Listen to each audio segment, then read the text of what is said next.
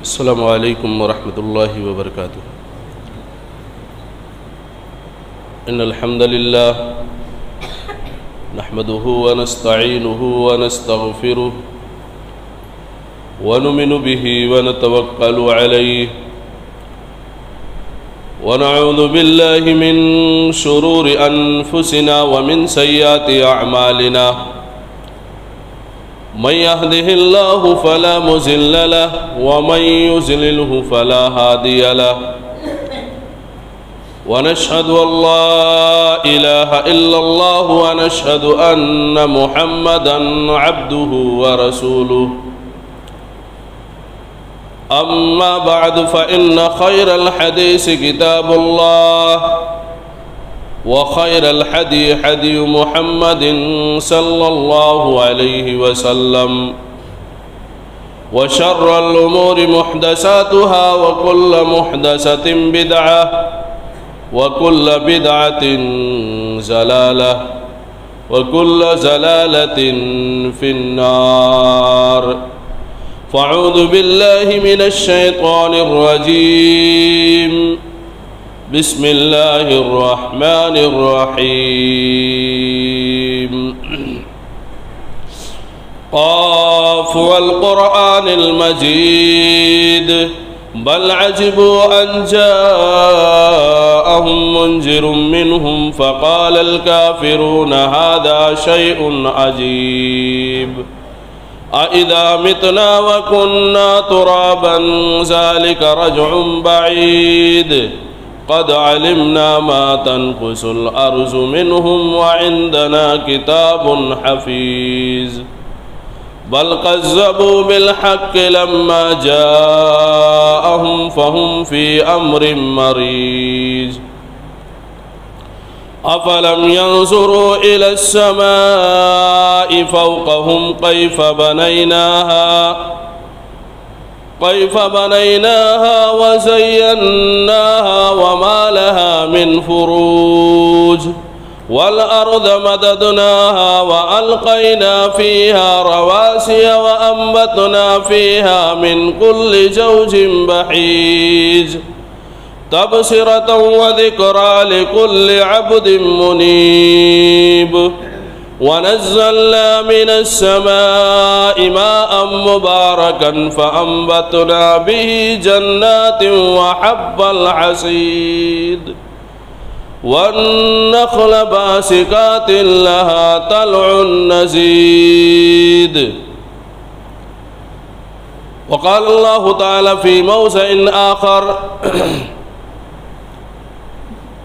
वल अस्रि इन्नल इंसान लफ़ी ख़ुस्र इल्लल्लज़ीना आमनू व अमिलुस्सालिहाति व तवासौ बिल हक़्क़ि व तवासौ बिस्सब्र। वक़ाल नबी सल्लल्लाहु अलैहि वसल्लम अन इब्न अब्बास रज़ियल्लाहु तआला अन्हु अन्न नबी सल्लल्लाहु अलैहि वसल्लम क़ाल निअमतान मग़मूनुन फ़ीहिमा कसीरुम मिनन नास अस्सिहतु वल फ़राग़। रब्बि इश्रह ली सदरी व यस्सिर ली अमरी वहलुल उक़दतम मिन लिसानी यफ़क़हू क़ौली। Rabbi ज़िदनी इल्मा rabbi ज़िदनी इल्मा rabbi ज़िदनी इल्मा। आमीन।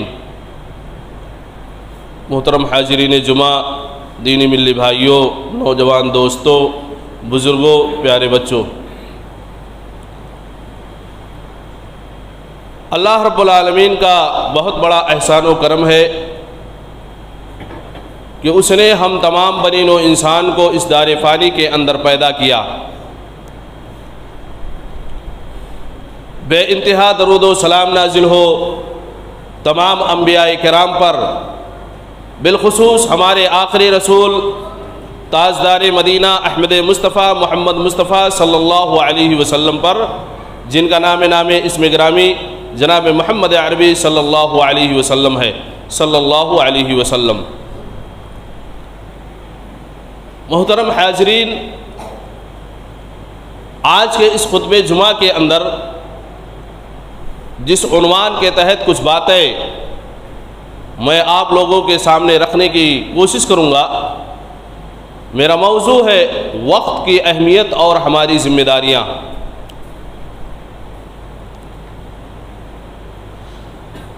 اللہ رب العالمین نے ہمیں اور آپ کو اس دنیا کے اندر پیدا کیا ہے۔ اللہ رب العالمین نے جو ایک انسان کو اس دنیا کے اندر پیدا کیا ہے، اللہ رب العالمین نے ہمارے اور آپ کے پیدائش کا مقصد بھی اللہ رب العالمین نے قرآن مجید کے اندر بیان فرمایا ہے۔ اللہ رب العالمین نے قرآن مجید کے اندر ارشاد فرمایا وَمَا خَلَقْتُ الْجِنَّ وَالْإِنسَ إِلَّا لِيَعْبُدُونَ، میں نے اس دنیا کے اندر جو انس اور جو جن کو پیدا کیا ہے إِلَّا لِيَعْبُدُونَ، تاکہ وہ میری عبادت کریں۔ اس آیت کریمہ سے جو بات معلوم ہوتی ہے وہ یہ معلوم ہوتی ہے کہ ہمیں اور آپ کو جو اللہ رب العالمین نے اس دنیا کے اندر پیدا کیا ہے، اس کا مقصد یہ ہے کہ ہم اللہ رب العالمین کی عبادت کریں۔ مقصد ہے، جس مقصد کے تحت اللہ رب العالمین نے اس دنیا کو بنایا ہے، رچایا ہے، بسایا ہے، اس کا مقصد یہ ہے کہ ہم اللہ رب العالمین کی عبادت کرنے والے بندے بن جائیں۔ یہ مقصد ہے اس دنیا کو بنانے کا۔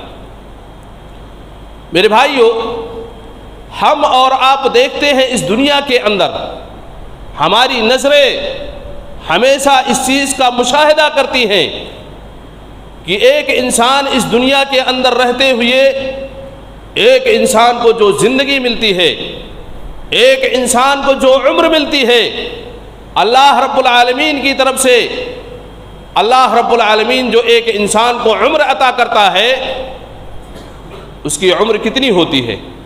60 سالہ، 70 سالہ، 80 سالہ۔ بہت کم ایسے لوگ ہیں جو 90 اور 100 کے دہائی کے قریب پہنچتے ہیں، یعنی 100 کی عمر کو پار کرتے ہیں۔ میرے بھائیوں، یہ اللہ رب العالمین کی طرف سے جو ہمیں عمر ملا ہے، یہ بطور امانت اللہ رب العالمین نے ہمیں اور آپ کو عطا کیا ہے۔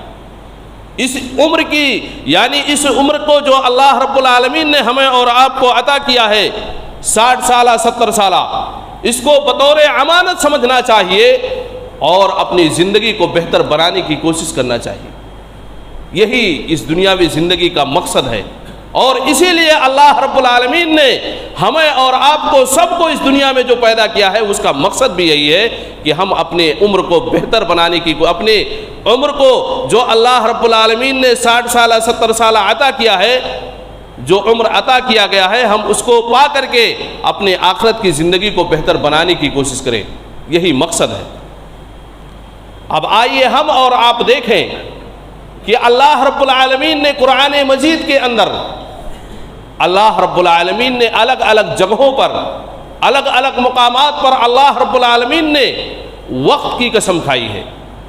وقت کی قسم اللہ رب العالمین نے اٹھائی ہے، اور اگر اللہ رب العالمین کسی چیز کی قسم کھاتا ہے یا کسی چیز کی قسم کھا کر کے اللہ رب العالمین اگر کوئی چیز بیان کرنا چاہتا ہے تو اس کی اہمیت اس کے حساب سے دگنا ہو جاتی ہے، یعنی بڑھ جاتی ہے۔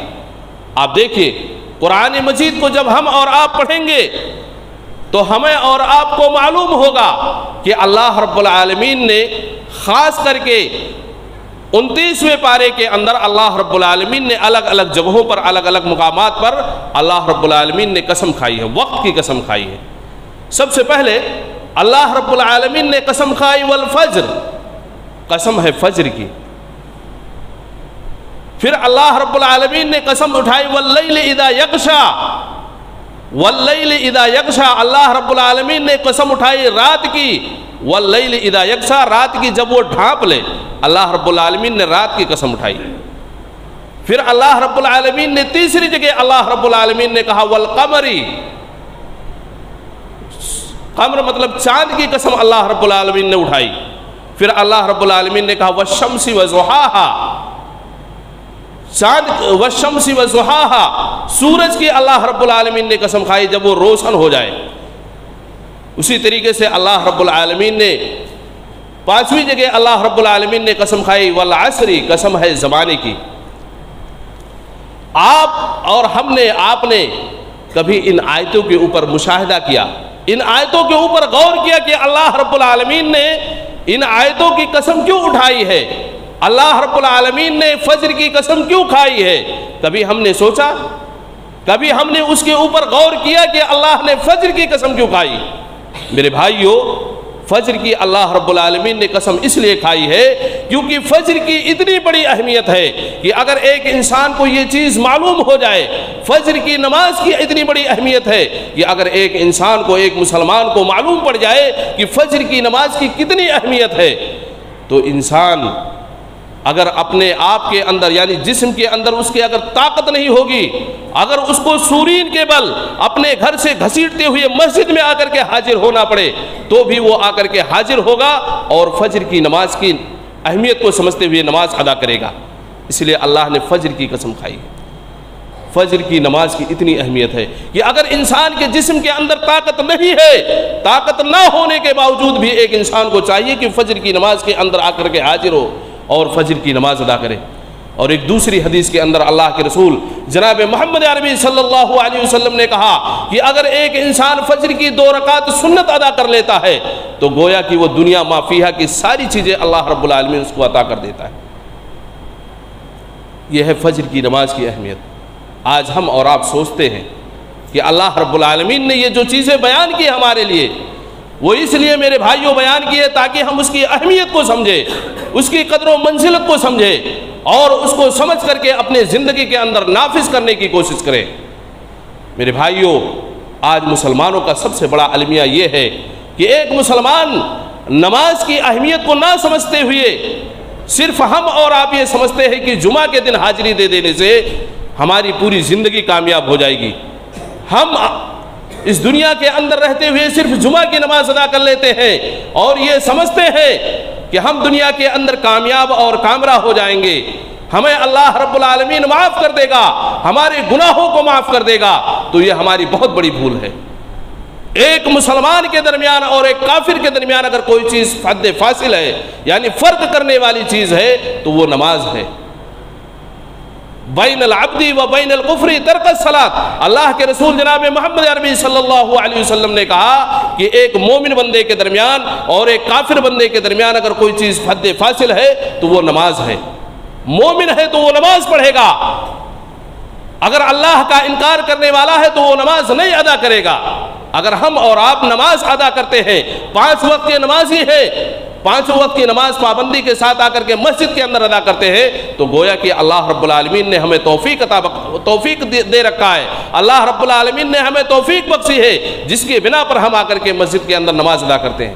آج بہت سارا مسئلہ ہے میرے بھائیوں۔ نماز ایک ایسی عبادت ہے کہ اگر انسان اس کو سچے دل سے صحیح معنوں میں نماز کی اہمیت کو سمجھ کر کے ایک انسان اپنی زندگی کے اندر نماز کی اہمیت کو سمجھ کر کے اپنی زندگی کو بہتر بنانے کی کوشش کرے تو انسان اس دنیا کے اندر کامیاب ہو سکتا ہے۔ تو سب سے پہلے پتہ یہ چلا کہ فجر کی بڑی اہمیت ہے۔ دوسری جگہ اللہ رب العالمین نے کہا وَالضُّحَىٰ، چاشت کے وقت کی اللہ رب العالمین نے قسم کھائی ہے۔ چاشت کا وقت جو صبح کی سورج جب نکلتا ہے اس کے بعد تھوڑا سا جو وقت ہوتا ہے ہلکی سی جب گرمی ہوتی ہے اس کو چاشت کا وقت کہا جاتا ہے۔ چاشت کے وقت کی اتنی اہمیت ہے، اللہ کے رسول جناب محمد عربی صلی اللہ علیہ وسلم نے کہا کہ جو انسان فجر کی نماز ادا کر لیتا ہے، اپنی جگہ پر بیٹھا رہتا ہے، یہاں تک کہ وہ چاشت کی نماز ادا کر کے اپنے گھر واپس جاتا ہے تو اللہ کے رسول جناب محمد عربی صلی اللہ علیہ وسلم نے کہا کہ ایسے انسان کو حج اور عمرے کا ثواب ملتا ہے۔ حج اور عمرے کا ثواب ملتا ہے جو آدمی چاشت کی نماز ادا کر لیتا ہے۔ تو پتہ یہ چلا کہ اللہ نے اگر کسی چیز کی قسم کھائی ہے تو اس کی اہمیت بڑھ جاتی ہے، اس لیے چاشت کے وقت کی نماز کی بھی ہمیں قدر کرنی چاہیے۔ پھر آگے اللہ رب العالمین نے واللیل اذا یغشا، رات کی اللہ نے قسم کھائی۔ رات کا معاملہ آپ دیکھیں کہ انسان کی زندگی کے اندر رات کی کتنی اہمیت ہے۔ یہ رات جو اللہ نے ہمارے لیے بنائی ہے میرے بھائیوں یہ بڑی اہمیت والی ہے۔ اگر رات نہ ہوتا، صرف دن ہی دن اللہ رب العالمین نے بنایا ہوتا تو انسان کی زندگی کے اندر جو چین و سکون ہے، جو اطمینان ہمیں اور آپ کو ملتا ہے، ایک آدمی اگر 1 سے 2 دن نہ سوئے تو اس کا دماغی توازن بگڑ جاتا ہے، انسان کا ذہن بگڑ جاتا ہے، انسان مینٹلی اعتبار سے وہ اس کا دماغ نہیں کام کرتا ہے۔ آپ اور ہم سوچیں کہ اللہ نے رات کو نہ بنایا ہوتا تو انسان کی زندگی کے اندر کس قدر سکون ملتا، اس کو سکون نہیں مل سکتا تھا، لیکن اللہ نے رات کو بنایا تاکہ انسان رات کے اندر سکون اور اطمینان حاصل کر کے اپنے صبح سے لے کر کے شام تک جو اس نے محنت اور مشقت کیا ہے، صبح سے لے کر کے شام تک جو اس نے بھاگ دوڑ کیا ہے، اس کے جسم کے اندر جو تھکاوٹ آئی ہے، وہ رات کے اندر اس کو سکون مل جائے، اسے اطمینان مل جائے۔ اس لیے اللہ رب العالمین نے رات کو بنائی۔ تو گویا پتہ چلا کہ رات کی بڑی اہمیت ہے، اللہ نے اسی لیے رات کی قسم کھائی، واللیل اذا یغشا، رات کی قسم جب وہ ڈھانپ لے، انسان رات میں جاتا ہے سکون اور اطمینان پا جاتا ہے۔ اس لیے میرے بھائیو، اللہ رب العالمین نے جہاں بھی کسی بھی چیز کی قسم کھائی ہے اس کے اعتبار سے اس کی اہمیت بڑھ جاتی ہے۔ پھر آگے اللہ رب العالمین نے قسم کھائی والعصر، قسم ہے زمانے کی، ان الانسان لفی خسر، تمام کے تمام انسان خسارہ اٹھانے والوں میں سے ہیں، الا الذین آمنوا، مگر وہ لوگ جو ایمان لائے، وعملوا الصالحات، نیک عمل کیے، وتواصوا بالحق، حق پر قائم رہے، وتواصوا بالصبر، اور صبر کرتے رہے۔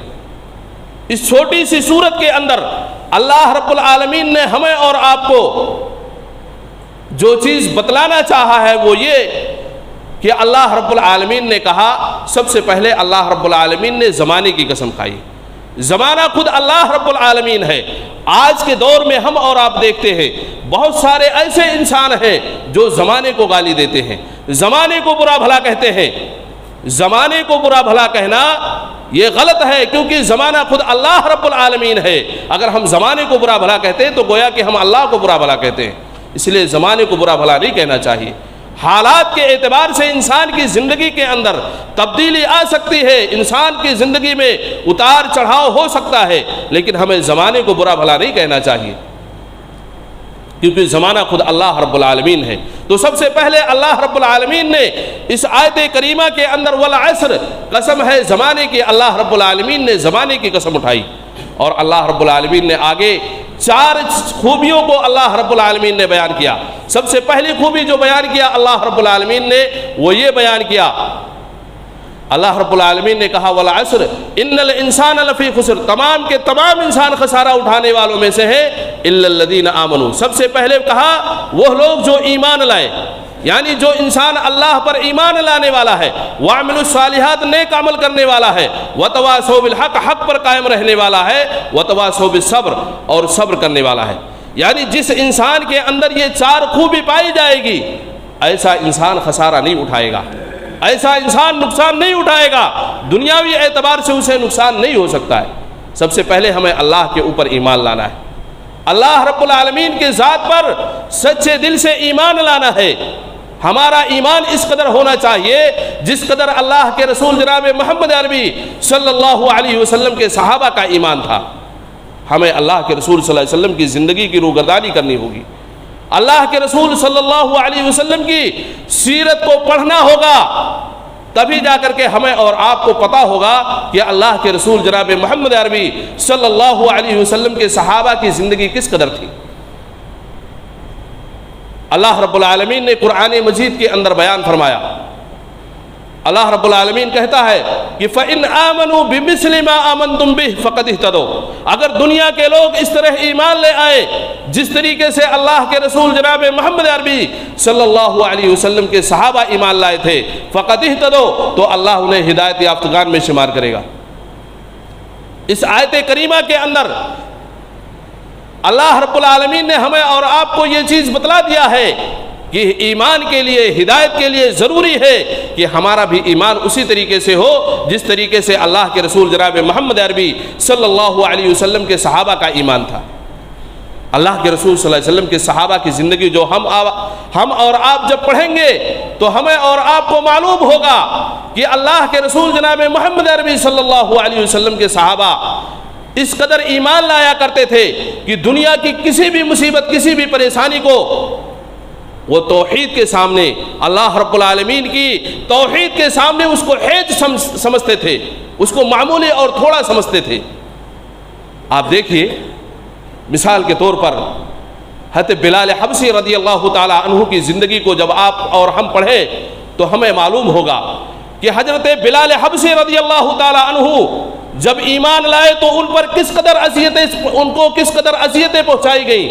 حضرت بلال حبشی رضی اللہ تعالی عنہ کا معاملہ یہ تھا کہ جب وہ ایمان لائے تو ان کو مکہ کے پتھریلے زمین کے اوپر تپتی ہوئی ریت کے اوپر ان کو ننگے پیٹھ لٹا دیا جایا کرتا تھا، اور ان کے پیٹھ کے اوپر، ان کے سینے کے اوپر بھاری پتھر رکھ دیا جایا کرتا تھا، اور ان کا مالک یہ کہتا تھا کہ اے بلال تم اللہ رب العالمین کی توحید کو ماننے سے انکار کر دو، محمد عربی صلی اللہ علیہ وسلم کی لائی ہوئی شریعت جس کو تم مانتے ہو، جس کو تم اقرار کرتے ہو، اس کی شریعت سے انکار کر دو، اللہ کے رسول جناب محمد عربی صلی اللہ علیہ وسلم کی لائی ہوئی شریعت کا انکار کر دو۔ اتنی مصیبتیں، اتنی پریشانیوں کے باوجود حضرت بلال حبشی رضی اللہ تعالی عنہ سب کچھ برداشت کر لیا، سب کچھ برداشت کرنا گوارا کر لیا، لیکن وہ اللہ رب العالمین کی توحید سے ایک انچ نہیں ہٹے، ایک انچ آگے پیچھے نہیں ہوئے۔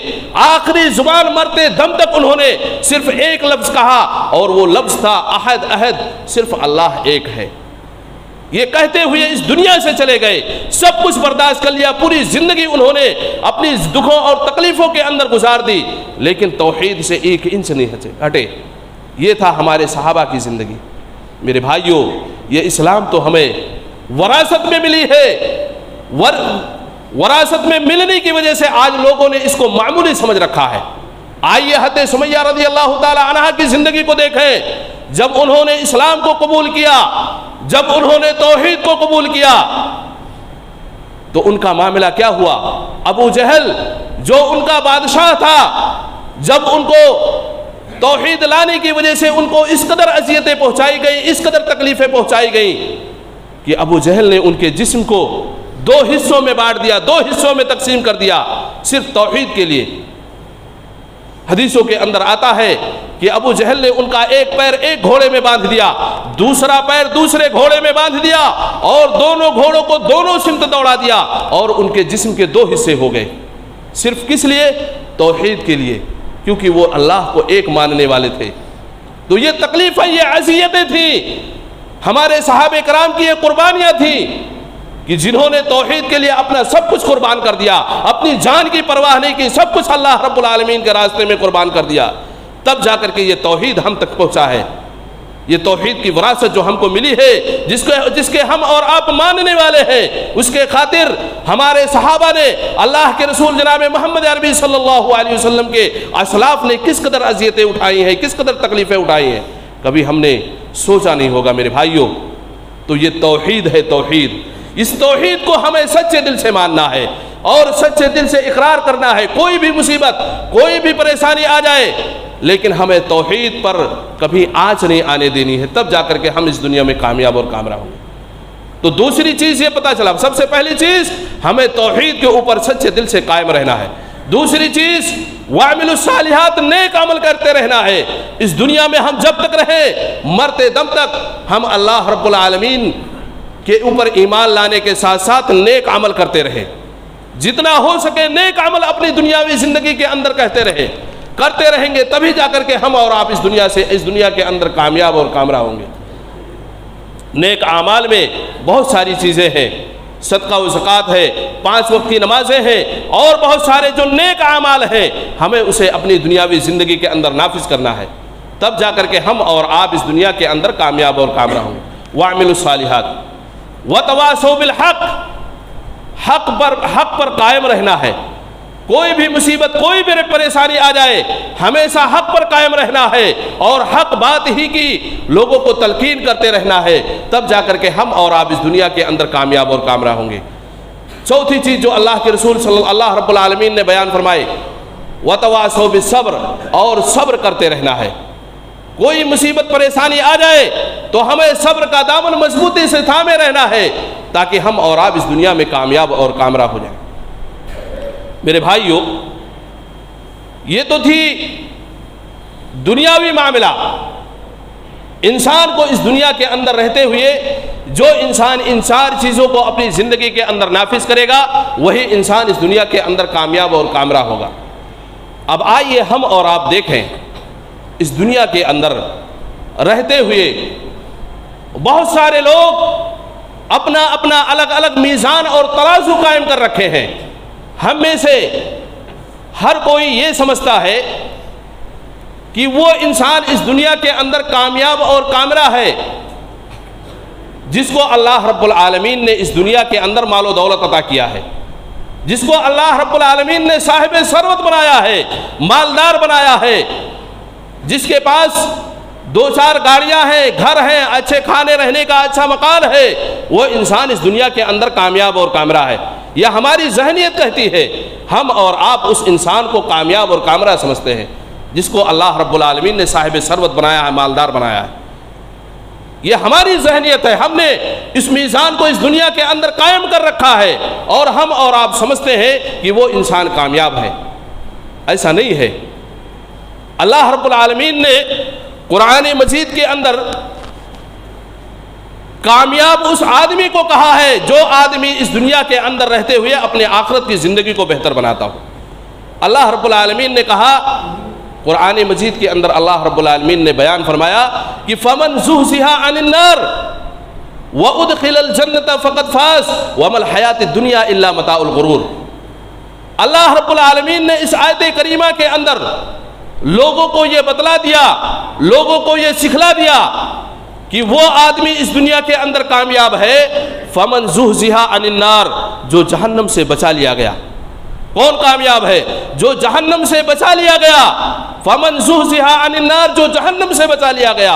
وَأُدْخِلَ الْجَنَّةَ، جنت کے اندر داخل کر دیا گیا. فَقَدْ فَازَ، وہ کامیاب ہے. وہی آدمی کامیاب ہے جو جہنم سے بچا کر کے جنت کے اندر داخل کر دیا گیا. وہی آدمی کامیاب ہے. فقط فاز، وہ کامیاب ہے. وَمَا الْحَيَاةُ الدُّنْيَا إِلَّا مَتَاعُ الْغُرُورِ، اور یہ دنیا کی زندگی، یہ دنیا کی رنگینیاں، یہ دھوکے کی سامان ہے. وَمَا الْحَيَاةُ الدُّنْيَا إِلَّا مَتَاعُ الْغُرُورِ، اور یہ دنیا اور دنیا کی زندگی ایک دھوکے کی سامان ہے. میرے بھائیو، آپ اور ہم تو یہی سمجھتے ہیں نا کہ دنیا میں وہی انسان کامیاب ہے جس کو اللہ رب العالمین نے صاحب ثروت بنایا ہو، مالدار بنایا ہو. ایسا نہیں. اللہ نے اپنا میزان بتلایا کہ جو انسان جہنم سے بچا لیا گیا، جنت کے اندر داخل کر دیا گیا، وہی انسان کامیاب ہے.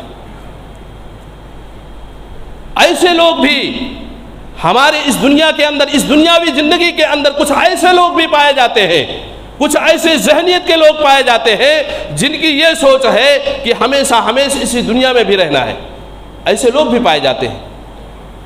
کچھ ایسے ذہن کے لوگ بھی اس دنیا میں پائے جاتے ہیں میرے بھائیوں، جن کی یہ سوچ ہے، جو یہ سمجھتے ہیں کہ یہ دنیاوی زندگی کبھی ختم نہیں ہوگی. یہ جو دنیا اللہ رب العالمین نے بنایا ہے، یہ دنیا کبھی ختم نہیں ہوگی، ہمیشہ اسی دنیا میں رہنا ہے. ایسے ذہن کے لوگ بھی پائے جاتے ہیں. اللہ رب العالمین نے قرآن مجید کے اندر ان کی بھی تردید کرتے ہوئے اللہ رب العالمین نے بیان فرمایا. اللہ رب العالمین کہتا ہے افحسبتم انما خلقناکم عبثا وانکم الینا لا ترجعون، کیا لوگوں نے یہ گمان کر رکھا ہے، کیا لوگوں نے یہ سوچ رکھا ہے کہ ہمیشہ اسی دنیا میں ان کو رہنا ہے. وانکم الینا لا ترجعون، کیا ان کو پلٹ کر کے اللہ رب العالمین کے پاس نہیں جانا ہے؟ ہم سب کو پلٹ کر کے اللہ رب العالمین کے پاس جانا ہے. وَأَنَّكُمْ إِلَيْنَا لَا تُرْجَعُونَ، ہم سب کو اللہ رب العالمین کے پاس جا کر کے ایک ایک لمحے کا اللہ رب العالمین کو ہمیں اور آپ کو حساب دینا ہے. تو پتہ یہ چلا کہ یہ دنیاوی زندگی ہمیشہ کی زندگی نہیں ہے. یہ جو وقت، یہ جو لمحہ، یہ ساری چیزیں جو اللہ نے ہمیں عطا کی ہے، یہ ہمیشہ نہیں رہنے والی ہے. یہ ہمیشہ کی دنیاوی زندگی نہیں ہے. اللہ رب العالمین کے پاس جا کر کے ہمیں ایک ایک لمحے کا اللہ رب العالمین کو حساب دینا ہے. میرے بھائیوں، تو اس طریقے سے اس دنیا کے اندر ایسے لوگ پائے جاتے ہیں. پھر آگے اللہ رب العالمین نے کہا فَتَعَالَ اللَّهُ الْمَلِكُ الْحَقِّ، بس وہ اللہ رب العالمین کی ذات ہے، ساری بادشاہت صرف اللہ رب العالمین کے لیے ہے. تو پتہ یہ چلا کہ اللہ رب العالمین نے یہ دنیاوی زندگی جو بنائی ہے، یہ ہمیشہ کے لیے نہیں بنائی ہے، ہمیشہ کے لیے نہیں بنایا ہے، بلکہ جو عمر، جو وقت جو اللہ رب العالمین نے ہمارے لیے متعین کیا ہے، 50 سالہ، 60 سالہ، 70 سالہ، اس عمر کے اعتبار سے ہم اور آپ اس دنیا میں زندہ رہیں گے. وقت پورا ہو جائے گا، پھر اللہ رب العالمین کے پاس مر کے ہمیں اللہ رب العالمین کے پاس جانا ہوگا اور ایک ایک لمحے کا اللہ رب العالمین کو حساب دینا ہوگا. آئیے ہم اور آپ دیکھیں کہ اللہ کے رسول جناب محمد عربی صلی اللہ علیہ وسلم نے وقت کے تعلق سے، وقت کی اہمیت کے تعلق سے کون سی باتیں ہمیں اور آپ کو، ہمیں اور ہمارے اور آپ کے لیے اللہ کے رسول صلی اللہ علیہ وسلم نے بیان فرمائی۔ خطبہ مسنونہ کے اندر میں نے ایک حدیث پڑھی تھی، اللہ کے رسول جناب محمد عربی صلی اللہ علیہ وسلم نے ارشاد فرمایا، راوی حدیث حضرت عبداللہ ابن عباس رضی اللہ تعالی عنہ ہے، وہ بیان کرتے ہیں کہ نبی کریم جناب محمد عربی صلی اللہ علیہ وسلم نے ارشاد فرمایا، نعمتان مغمون فیہما کثیر من الناس الصحت والفراغ۔ رواہ البخاری، اس حدیث کو امام بخاری رحمۃ اللہ علیہ نے نقل کیا ہے۔ راوی حدیث حضرت عبداللہ ابن عباس رضی اللہ تعالی عنہ ہے، وہ بیان کرتے ہیں کہ نبی کریم جناب محمد عربی صلی اللہ علیہ وسلم نے ارشاد فرمایا کہ اکثر لوگ دو نعمتیں پانے کے بعد اکثر لوگ غفلت کے شکار رہتے ہیں، غافل رہتے ہیں، اس کی ناقدری کرتے ہیں، یا یہ کہہ لیجئے کہ اس کو معمولی اور ہلکا سمجھ کر کے اس کو چھوڑ دیتے ہیں۔ نعمتان مغمون فیہما کثیر من الناس، اکثر لوگ دو نعمتیں پانے کے بعد غفلت کے شکار رہتے ہیں۔ سب سے پہلی نعمت جو اللہ کے رسول جناب محمد عربی صلی اللہ علیہ وسلم نے بیان فرمایا وہ یہ کہ اللہ کے رسول صلی اللہ علیہ وسلم نے کہا الصحت یعنی اچھی صحت کو پا جانا۔ گویا کہ ایک انسان کو اس دنیا کے اندر ساری چیزیں مل جاتی ہیں۔ جس انسان کو اللہ رب العالمین نے اچھی صحت عطا کر دی، اچھی صحت و تندرستی اگر اللہ رب العالمین نے عطا کر دی تو گویا کہ ایسا انسان دنیا کی ساری چیزیں پا جاتا ہے۔ تو سب سے پہلی چیز جو اللہ کے رسول صلی اللہ علیہ وسلم نے کہا الصحت والفراغ، الصحت یعنی اچھی صحت کا پا جانا ہے۔ اسی لیے کہا جاتا ہے، شاعر نے کہا ہے کہ تندرستی ہزار نعمت ہے، جس کو اللہ رب العالمین نے تندرست بنایا ہے، توانا بنایا ہے، اور اللہ رب العالمین نے جسم کے اندر طاقت عطا کی ہے، تو گویا کہ ایسا انسان سب سے مالدار آدمی ہے۔ الصحت، اچھی صحت کا پا جانا۔ اور دوسری جو نعمت اللہ کے رسول صلی اللہ علیہ وسلم نے ارشاد فرمایا، ہمارے لیے اور آپ کے لیے بیان فرمایا، والفراغ، خالی اوقات ہے، خالی لمحہ ہے، خالی وقت اور خالی لمحہ اگر اللہ نے ہمیں اور آپ کو دیا ہے تو ہمیں اس کو بھی غنیمت جاننا چاہیے۔ والفراغ، خالی اوقات ہے، ایک ایک منٹ، ایک ایک لمحہ یا اللہ رب العالمین کی طرف سے ہمیں امانت کے طور پر ملا ہے۔ ان خالی اوقات کو، خالی لمحے جو ہمیں اور آپ کو ملتے ہیں، ہمیں چاہیے کہ ہم اس کو غنیمت جانیں، ہم اس کو غنیمت جان کر کے اس کا صحیح استعمال کر کے اپنے آخرت کی زندگی کو بنانے کی، بہتر بنانے کی کوشش کریں۔ اسی لیے کہا گیا والفراغ، خالی اوقات ہے۔ تو یہ دو نعمتیں، ایک اچھی صحت اور خالی وقت، یہ دو نعمتیں اکثر لوگ، ہر کسی کو اللہ عطا کرتا ہے، لیکن کم لوگ ایسے ہوتے ہیں کہ جو لوگ اس کی اہمیت کو سمجھ کر کے اپنی آخرت کی زندگی کو بہتر بنانے کی کوشش کرتے ہیں۔ ایک اچھی صحت اور دوسرا خالی وقت ہے، اس لیے ہمیں اس کی قدر کرنی چاہیے۔ ایک لمبی حدیث اللہ کے رسول جناب محمد عربی صلی اللہ علیہ وسلم نے ارشاد فرمایا، راوی حدیث حضرت عبداللہ ابن عباس رضی اللہ تعالی عنہ ہے، وہ بیان کرتے ہیں کہ نبی کریم جناب محمد عربی صلی اللہ علیہ وسلم نے کہا کہ اغتنم خمسا قبل خمس، پانچ چیزوں کو پانچ چیزوں سے پہلے غنیمت جانو، پانچ چیزوں کو پانچ چیزوں سے پہلے غنیمت جانو۔ پانچ چیزیں بڑی اہمیت والی ہیں جو اللہ کے رسول جناب محمد عربی صلی اللہ علیہ وسلم نے ہمارے لیے بیان کی۔ سب سے پہلی چیز اللہ کے رسول صلی اللہ علیہ وسلم نے کہا اغتنم خمسا قبل خمس، شبابک قبل حرمک، شبابک قبل حرمک، اپنی جوانی کو بڑھاپا آنے سے پہلے غنیمت جانو۔ سب سے پہلی چیز جوانی کو بڑھاپا آنے سے پہلے غنیمت جانو۔ یہ جو جوانی کی زندگی ملی ہے، یہ جو جوانی کی زندگی اللہ رب العالمین نے عطا کی ہے، بڑھاپا آنے سے پہلے ہمیں غنیمت جاننا چاہیے۔ غنیمت جان کر کے اللہ رب العالمین کو راضی کر لینا چاہیے۔ جوانی میں کیا ہوتا ہے، اکثر انسان جوانی کی عمر میں غلط راستے اختیار کر لیتا ہے، غلط راستہ چن لیتا ہے، جس کی وجہ سے اس کی آخرت کی زندگی خراب ہو جاتی ہے۔ تو کہا گیا شبابک قبل حرمک، اپنی جوانی کو بڑھاپا آنے سے پہلے غنیمت جانو۔ جوانی ہے، آج جو جوانی کی زندگی اللہ نے عطا کی ہے، بڑھاپا آ گیا، بڑھاپا آنے کی وجہ سے ایک انسان دوسرے کا محتاج ہو جاتا ہے۔ آج ہم اور آپ دیکھتے ہیں اکثر لوگ جو بوڑھے آدمی ہے، جو کمزور ہے، وہ دوسرے کا محتاج ہو جاتے ہیں۔ بڑھاپے کی عمر میں انسان دوسرے کا محتاج ہو جاتا ہے، چل پھر نہیں سکتا ہے، اپنے من سے اٹھ کر کے کہیں جا نہیں سکتا ہے۔ تو گویا یہ پتہ چلا اس حدیث کے اس ٹکڑے سے کہ جوانی کی جو عمر ہے وہ بڑی اہمیت والی ہے۔ اور دوسری جگہ اللہ کے رسول جناب محمد عربی صلی اللہ علیہ وسلم نے کہا کہ اللہ رب العالمین کو سب سے زیادہ جو عبادت محبوب ہے، سب سے زیادہ جو عبادت سب سے زیادہ پسندیدہ ہے، وہ یہ کہ جوانی کی عبادت۔ اللہ کو سب سے زیادہ محبوب اگر کوئی عبادت ہے تو وہ جوانی کی عبادت ہے۔ جو نوجوان اپنی جوانی کے اندر اللہ رب العالمین کی بھرپور عبادت کرتا ہے، اللہ کو راضی کرنے کی کوشش کرتا ہے، تو اللہ رب العالمین اس نوجوان سے سب سے زیادہ خوش ہوتا ہے۔ تو پتہ یہ چلا کہ اپنی جوانی کو بڑھاپا آنے سے پہلے غنیمت جاننا چاہیے۔ شبابی کا قبل حرمک، اپنی جوانی کو بڑھاپا آنے سے پہلے غنیمت جانو۔ بڑھاپا آ گیا ہم دوسرے کے محتاج ہو جائیں گے۔ دوسری نصیحت جو اللہ کے رسول صلی اللہ علیہ وسلم نے کی وہ یہ شبابی کا قبل حرمک وصحتی کا قبل سقمک، اپنے صحت و تندرستی کو بیماری آنے سے پہلے غنیمت جانو۔ صحت و تندرستی یہ اللہ رب العالمین کی طرف سے بہت بڑی نعمت ہے۔ صحت و تندرستی جو اللہ نے عطا کی ہے، بیماری آ گئی انسان خود دوسرے کا محتاج ہو جاتا ہے۔ تو پتہ یہ چلا کہ صحت و تندرستی یہ اللہ کی طرف سے بہت بڑی نعمت ہے۔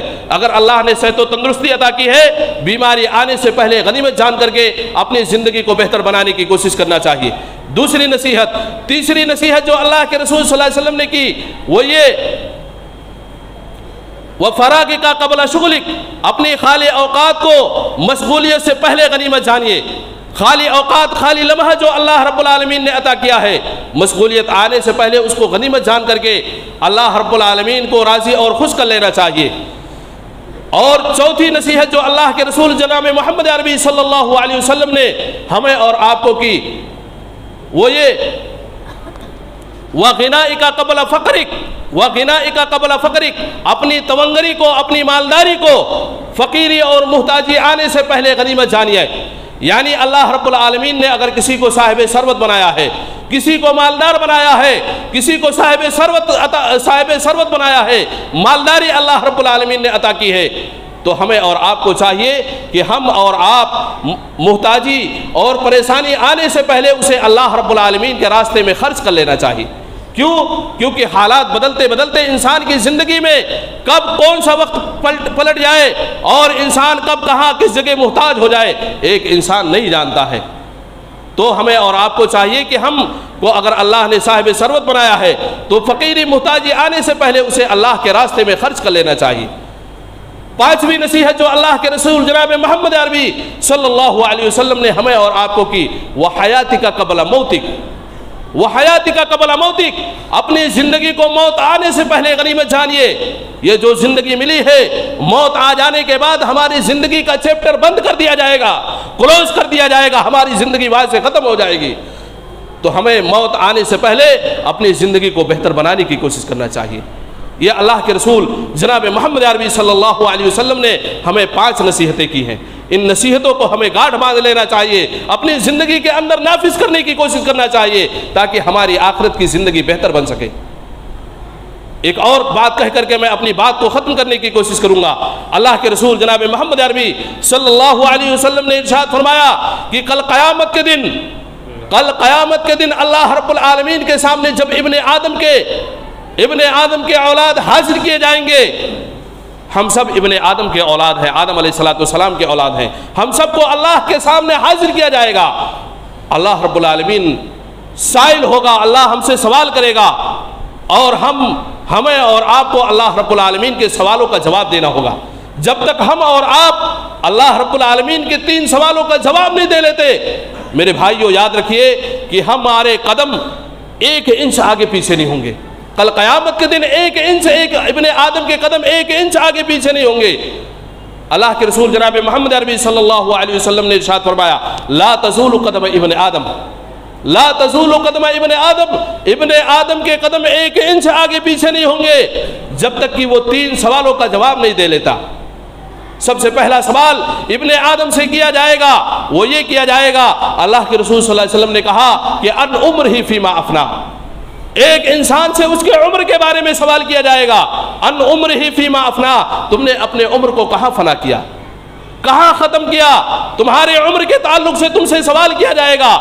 یہ جو 60 سالہ 70 سالہ زندگی جو اللہ نے عطا کر دی ہے، اسی لیے بہت سارے ائمہ کا کہنا ہے کہ اگر کسی کو اللہ رب العالمین نے 60 سال کی زندگی دے دی تو یاد رکھیے کہ کل قیامت کے دن اللہ رب العالمین اس کے لیے حجت قائم کر دے گا، اللہ اس کے لیے حجت قائم کر دے گا، اور وہ حجت کے بنا پر اس کو ایک ایک لمحے کا اللہ کو حساب دینا ہوگا۔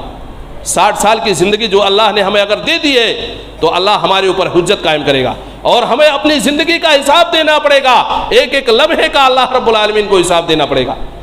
تو اللہ کے رسول صلی اللہ علیہ وسلم نے کہا کہ ایک ابن آدم سے جو اس کی زندگی کے بارے میں جو سب سے پہلا حساب ہوگا، ان عمرہ فیما افنا، تم نے اپنے عمر کو کہاں فنا کر دیا، کہاں ختم کر دیا، تمہیں اس کے بارے میں اللہ کے سامنے جواب دے ہونا پڑے گا، ان عمرہ فیما افنا۔ دوسرا سوال ہوگا وَأَنْ شَبَابِهِ فِيمَا أَبْلَىٰ، اس کی جوانی کے بارے میں اس سے سوال کیا جائے گا۔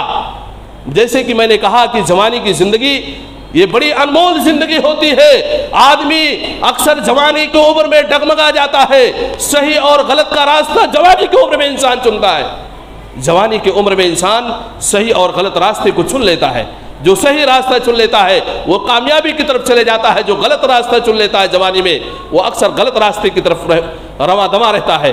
تو کہا گیا کہ وَأَنْ شَبَابِهِ فِيمَا أَبْلَىٰ، اس کی جوانی کے بارے میں اللہ اس سے سوال کرے گا کہ تم نے اپنی جوانی کو کہاں ختم کیا، کہاں صرف کر دیا، اللہ کے راستے میں خرچ کیا، اللہ کے رضا میں خرچ کیا، اللہ کے عبادت میں خرچ کیا، اللہ کی خوشنودی میں خرچ کیا، یا کسی غلط راستے میں خرچ کیا، چوراہوں پر، نکڑوں پر، ہوٹلوں پر بیٹھ کر کے اپنی جوانی کی زندگی گزار دی۔